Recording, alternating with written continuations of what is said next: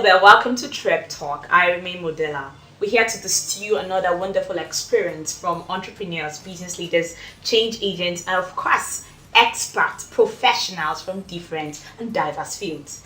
Today I have an entrepreneur, I have a business leader, and of course, a change agent. 3 in 1 body. I have Mr. Osifo Sampson, an accountant and a financial management expert and good communicator with strong persuasion and negotiation skills. Formerly the financial director of Osafro Limited and also a senior consultant with Emma Elliott and Associates, where he specialized in investigating financial statements and debt recovery. Osifo Sampson is the founder of FOSAP Institute, where he lectures financial management, taxation, financial reporting, and management accounting. He was also formerly the account officer of Amingo International Limited, and presently he's the principal partner of Osifo Sampson and Co., a financial management and tax consultant firm whose analysts and consultants specialize in management, accounting, corporate, and managerial finance. If I could go on and on, you understand where we are going. Welcome to Trep Talk, sir. It's good to have you here again, sir. Thank you. Okay, now let's go deeply into how it'll begin for you as an entrepreneur. Yeah. What really happened was this. Actually, I started as an accountant. I have a degree in accounting. I have a master in accounting. I belong to one or two professional bodies in accounting. But I discovered one thing, that a lot of people are into accounting services. And I realized that for me to really make a waves in accounting will take a while. So I decided to deviate or go into refinancing. And by doing so, I have to go back to school. I went back to LASU to take an MBA in financial management. I later moved to Covenant University to have an MSc again in finance. I want to really understand what finance was all about and how I can relate that into the activities of banking practice. So I went back to also do a professional course in banking that made me a chartered banker. I again moved further to have a PhD in credit management. Now that changed my normatives from accounting to finance. And that really gave me an understanding into the activities of banking generally. Now, ab initio, most banks always use lawyers as their recovery agents and their receiver manager. That is a major barrier that I see when I was starting. Actually, I'm 12 years ago now, that I went to Afribank and I was telling them that I can recover for them. And the head of recovery then, at the time was my friend, he drove me out. So what are you talking about? What is this guy talking about? I said, what can you do? Get out from here, do you know what you are saying? So, my manager at that time told me inside the car that he cannot continue this the way that the job is done. But the only thing you need to do, you must have a passion in what you do. And you must believe in yourself in totality. That you are the best. And what makes you the best is inside of you. And that is what keeps me going. And today the rest is history. That's an impressive startup story for you. But before you diverged into being an accountant, or should I say a banker, as the case may be, what exactly did you have in mind to become? You must be at every time a strategist.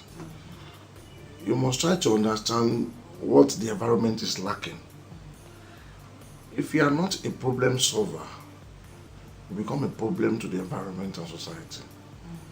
Now, there are a lot of people that have made landmark in accounting. There are a lot of people today that they have a big firm in accounting. And I thought to myself that I want to have a name. And I decided to change my scope and strategy from accounting to finance. Now, that is what I've discovered. That, quote and unquote, nobody is saving people that are owing the bank.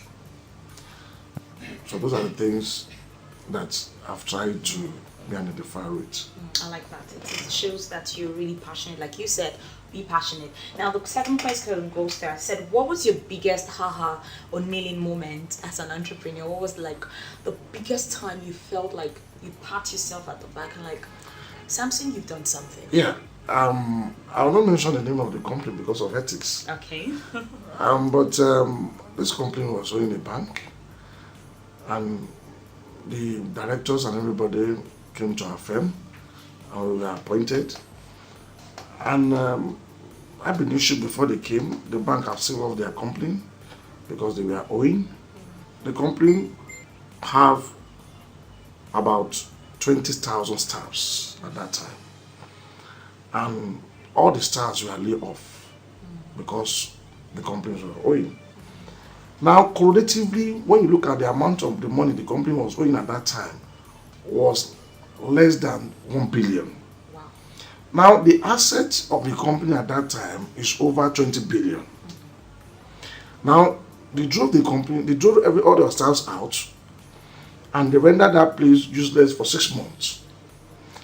Now, within that period, the company came to us and they said they needed our service. Professionally, we put up a letter to the bank. I've been issued the lawyer, the bank already have a receiver manager on the job. I made my stand and put the banking practice in place that what the bank has done is wrong. The bank accepted that, and the court also admitted that, and the company was open. Now, it gives me so much joy that the company was open. The company is open back and is now a going concern. Now, it is not running the service any longer, but the joy it gave me is as if I've earned myself 20 billion. Because that was the reason why I started this firm. And that gave me a lot of joy that I've achieved the reason why I set up this firm. And from that day, I tell myself, it's not enough. There are other people too there that are in this situation. How do we revive them and come back, and they come back into business? So, and that is what we have been trying to do. Okay, now for the purpose of our audience, actually, who has only they've been willing to, I know they were like, but they're like just asking about the successes and all that. Now, the purpose of Trep Talk, I should remind you, is to talk about successes and also setbacks. Yeah. So let's talk about a little bit about the greatest failure, your setbacks. What did you learn from it? Yeah, I've just told you before that when we started, I went to a bank, a former Free Bank to mention, and I said to the recovery head that I can render this service, even don't pay me, but I will render it free, just for them to know that it is possible for a banker to practice. But most people believe that the service is only meant for lawyers. Funny enough, the guy drove me away, and even has the security, because it was the head office, and he has the security to ask us to go. Now, the problem is this, challenges are part of life. You must be able to look at strategies to solve a problem. Now, when the challenges came, what I did was that I went back home and I gave myself a week. I went to home and put on my best attire, and I went back to the place. Funny enough, the man did not recognize me any longer. And at the end of the day, they gave me the job. Another challenges that I also faced when I was starting at that time, I did a job for a man. He happened to be well known in Nigeria. I put everything I could to make sure that the job the bank approved the facility, the bank approved the amount of money so that we can go and pay. And we did that job successfully. And I promised the firm that is going to pay. My mind was also there, being what do you call it, someone that just coming into business. A startup. Yes. And what I was just trying to prove at that time was to prove to the society that we can do it. Now we have a memorandum with him, and to today, he did not pay the money. Personally, it was painful because I look at it that maybe you don't have anybody, but also it's also a landmark for me. That is, I proved to him that I can do it. No, so it's also a great challenge because when you look at what you have invested, and at the end of the day, that individual did not pay you. At the end of the day, it's also a barrier or a challenge, and those are the things you need to control in future. When you render a service, how they can't pay you, because at the end of the day, you have family to take care of. So those are the two barriers I've seen when we were starting. That's such a real great one. Wow, that's awesome. We'll be back after the break to hear more from Mr. Osifo Samson. Don't touch the dial. I'll be back.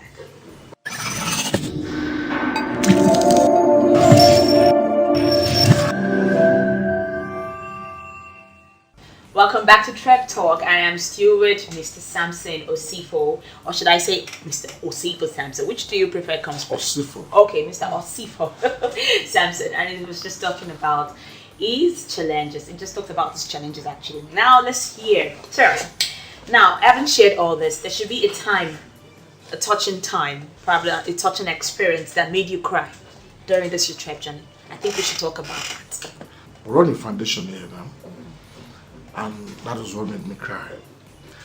I realized that an average Nigerian that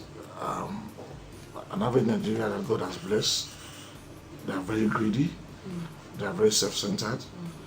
Now they believe that it is their job or their work that makes them to be where they are, but forgetting that it's God. I happened to be the president of one of the estates where I live, and an incident happened one day. I was already in the office and I was called because I was the president of the estate at that time. And the man came into the estate to cut the grass. He was not the resident of the estate. And as I was cutting the grass, an high tension fell on the man and the man died immediately. And I was called upon. So that day when I saw the man, I cried. That has the man offended anybody? To me, that situation happened to him. So I called the family and I said I'm going to give 2 of the sons scholarship. Now, I look at it that we are greedy in our environment, that nobody is helping each other. And that is a barrier to me. So from that time, I started my foundation. And if you look at it now, emotionally, I think you're still remembering it. I'm also remembering it. Yes. Oh, I'm so sorry. So that is what makes me cry. During, aside from that, there is nothing. The job, I know the tricks and the way and manner we can handle the job. I know it very well. That was my the reason that really touched me and that makes me cry. Indeed, it's really touching. Yes. Okay, moving forward now. Yes. Now, what motivates you or drives you? I mean, even when it's rough, what keeps you going? It's knowledge. Knowledge. Yes. You know, accumulating of knowledge gives you confidence. When you have absolute confidence in yourself, it empowers you indirectly to do things. So you need to understand the job you are into, and what will make you to understand those jobs is accumulation of knowledge you have. Then you put that on the table and you achieve any result you want to achieve. That's it, knowledge. I think that surmounts it all. Okay, now let's move forward. Now we understand that you've talked about your challenges and of course what has keeps you going and all that. Now let's talk about the biggest mistake you've actually made in your trek journey, and if you were given any other opportunity to correct that mistake, what would you do? If I can recall, the greatest mistake I made is to call some of my friends to join me when I started. and it became a barrier. When I started, I called some of those people that went to school together, and it became a barrier to me because that becomes in the office, and I begin to have two entities in the office. Now, what was not necessary was discussed, so there was no focus any longer, and a lot of things was coming up, and which I don't like. I look at it as the greatest mistake I've made. So I will not call a friend to the business, rather I engage people that are capable. So that have taught me a great lesson in life. What if friends becomes very good ones? And you know, the thing is this, you need to understand that if an individual has been your friend for a while, if he's not doing the job properly and you try to complain, look as if you are trying to be rude to your friend. And before you know it, he or she take it personal. And you begin to look at it from the angle that because you have the opportunity now, and that is why you are just talking or making those decisions. So those things has happened to me in the past, and that is why I'm saying that those are the greatest mistakes I made, and which I don't want to go back again. So now, sir, if I have to ask you, you've been in business over a decade now, Yeah. but if you could think back to when you started, has there been any time you felt like quitting? Anything you want to do, you must love it. Awesome. Now, I love what I'm doing, and I have passion for it. My job is like my life. Thank you very much, sir, for that. Yeah. Now, I really want to go in deeper into the challenges. Now, a lot of people, Yeah. especially undergraduates of nowadays and even graduates, Yeah. they find it difficult to go into business because of one thing, Yeah. capital, finance. No. I want to know, yes, that's what they complain about No. recently. If you've been associating yourself with youths of nowadays. Capital is not a yardstick to go into business. Okay. What you need to go into business is passion and idea. Do you really have the capacity to go into a business? No. Now, when you are talking about an undergraduate or a graduate that want to go into a business, now you need to understand something here. If you cannot manage your life, it's very difficult for you to manage people. And if you cannot manage people, it's very difficult for you to own a business. Because the kind of business you are going to go into, you are going to be managing people. Okay. No, the thing is this. Okay. I started from home. I never owned an office. My first secretary was my wife. I started from home. I went from home to AfriBank. So I never owned an office. But I have the passion. And the idea was there. So it's from those jobs that I got that I used to rent an office. Okay. All right. I think that was deep. Well. Okay, we'll take a break again, and when we're back, we're going to delve a little into his line. Don't touch the dial, I'll be back.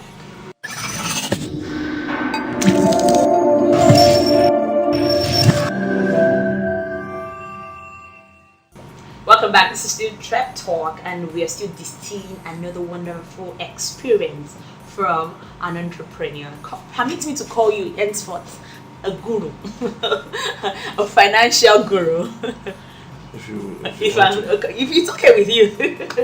Okay, now let's delve into your professionalism. Okay. As a certified chartered banker, the financial guru condemns the act of banking, sealing and repossessing properties lodged as collateral from customers who default in loan facilities.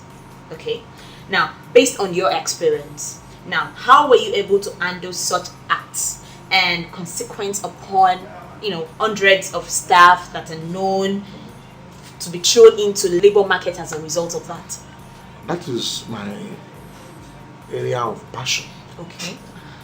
Now, the message we are passing here, which we are selling to most of the banks now, including AMCON now, is that there must be an alternative for recovery. That's what we are selling now. Okay. Now, if I go to a court and I get a judgment, and the government is saying that we want to reduce unemployment, and the said company is employing about 20,000 staffs.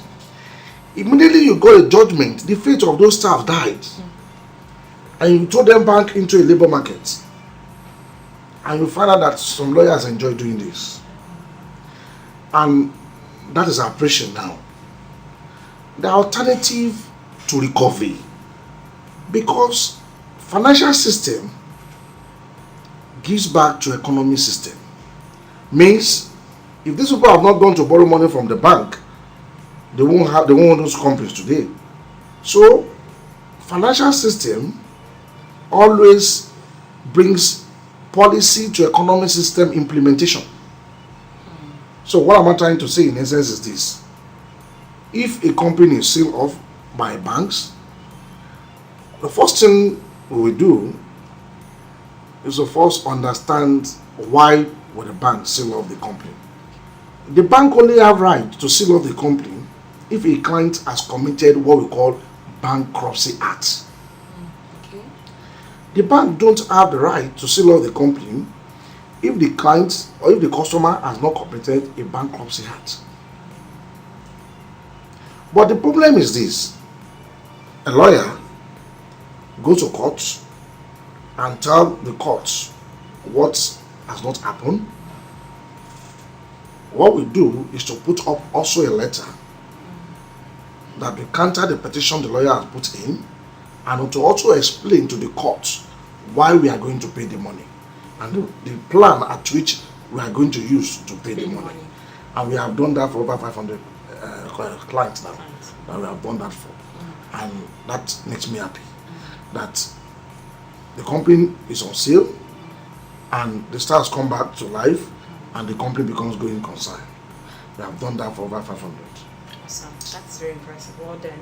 Now, concerning the prevailing issue of in the financial sector, now why banks fail, especially the liquidity management crisis in the commercial banks in Nigeria. Okay. What's your take on this? Now, that is what we appreciate now. Now, banking is all about saving money, depositing money, and keeping money. Now, it shows that in all banking practice, what they are into in general is liquidity. What am I trying to say? Liquidity is the life wire for any bank to run. So, if any bank is merging or any bank is liquidating, it shows that they don't have enough liquidity with them. But let me tell you one reason why bank fail today. Bank focus on assets more than liquidity. That's why they fail. That is the most first reason why they fail, apart from the non-performing loan. Now, we are the same economy, and you want me to pay 25% as interest of 1 billion I want to collect from you for a business. I've been issue, you know that I cannot pay that money. I've been issue. You want me now to bring a property that worth 2 billion. In what economy can such man make 25% interest on loan? So in the long run, the man that the bank want to give the facility have also programmed his mind that is giving the property off to the bank. That's what I'm preaching. Very good point. Accounting. I hope you're enjoying the show, my viewers. Now, Sarah, let's talk about success. Now, if you ask me before you speak, I would say your success can be mentioned by what you've actually talked about. But I guess you have a lot to say. So let me ask you, what's your own definition of success? Success to me is happiness. Success to me is when you set out a goal and achieve the target or achieve the goal is success to me. And what makes you happy from your inside is success. Now, you know, in this kind of world, people always refer success to money. You may have money and you may not be successful. Now, how successful you are is going to be determined by time. People will make reference to you with time. The only thing is this: you just need to keep moving and have a direction. Once you have a direction, success is knocking at your door.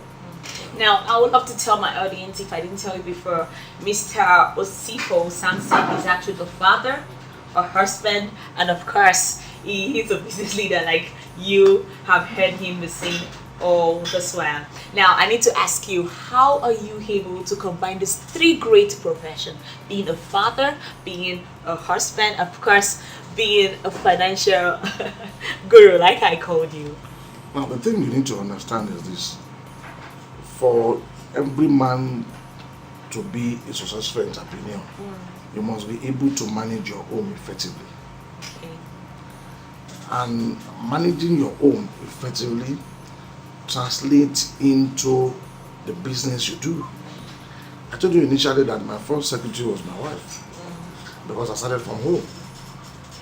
And you must also let your family know that this is the kind of career you've chosen.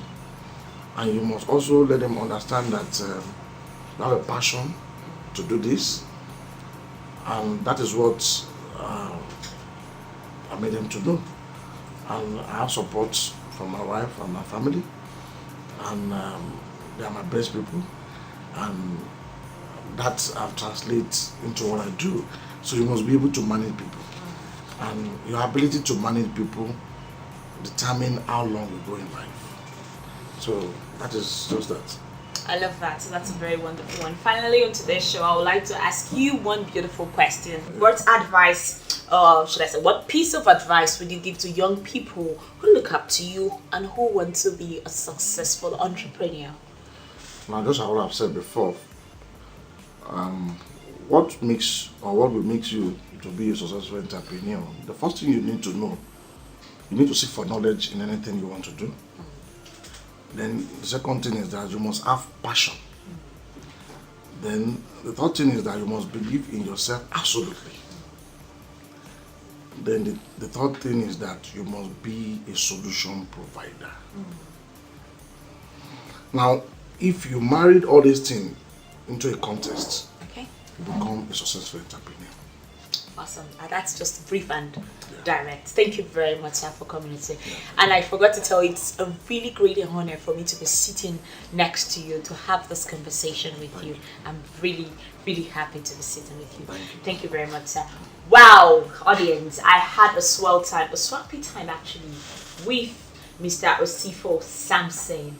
And I'm sure you too had a very wonderful time. Like he said, to young entrepreneurs and to everybody out there, I believe it's not just for the entrepreneurs, but for people who are willing to sit on this same chair in future. He said, be knowledgeable. He said, associate yourself with people who have like minds, and of course, believe in yourself, and of course, be a solution provider. I loved today's episode on Trep Talk. Until I see you next time, don't forget to subscribe to our YouTube handle at Trep Africa, on Instagram at Trep Africa, and of course on Facebook at Trep Africa. I remain Modella, your favorite host, and I'll see you next time. Peace.